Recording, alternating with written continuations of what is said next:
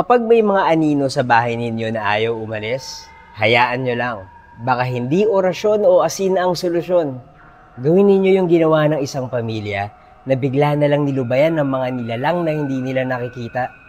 Story time. Galing yung kwento na to sa isang follower ko na tawagin natin sa pangalang Hana. Ikwento ko raw yung experience niya at ng pamilya niya sa bahay nila noon at kung paano sila nilubayan ng mga bagay na tinatawag niyang anino. Ang sabi ni Hana ay hindi raw siya naniniwala sa mga multo noon.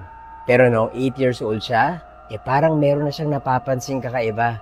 Lalo na kapag naiiwan siyang mag-isa sa loob ng bahay nila. Mukhang typical naman yung bahay nila Hana. Pero ang sabi niya, lahat ng kwarto nila ay konektado sa living room. Di ko alam kung ganyan sa bahay nyo, pero hindi kasi sa amin ganoon eh. Ako nga pala si Buji at mahilig ako mag-story time. Hindi nyo pa ako fina-follow i-follow nyo na ako. Siguro nga, dahil naiiwan si Hanang mag-isa sa bahay, mas lumalakas yung pakiramdam niya. Mas naririnig niya yung mga bagay-bagay at napapansin niya kapag mayroong gumagalaw. Kapag nanonood daw siya ng TV o kapag nasa kwarto, napapansin niyang mayroong aninong dumadaan sa may pintuan nila papunta sa kusina. Minsan daw parang bata, o kaya naman, babaeng mahabang buhok o matandang lalaki.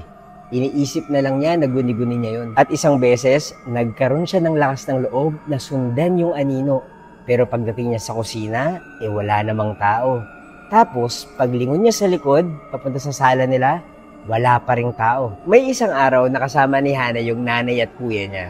Nanonood sila ng TV sa kwarto nang may napansin silang anino sa pintuan. Ang sabi ng mama ni Hana, si papa mo nakasilip, gulatin mo. Pero pagdating ng kuya niya sa may pintuan, wala namang tao. Tapos yung nanay ni Hana, tumatawa.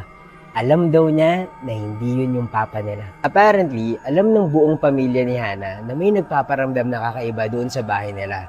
Pero hinahayaan na lang nila. Nasanay na eh. Pero ang sabi ni Hana ay wala na raw nagpaparamdam ngayon sa bahay nila. Wala naman daw silang ibang ginawa kung di ang magpa-renovate ng bahay. Simula nung nabago yung bahay nila, nawala na rin yung mga aninong dumadaan.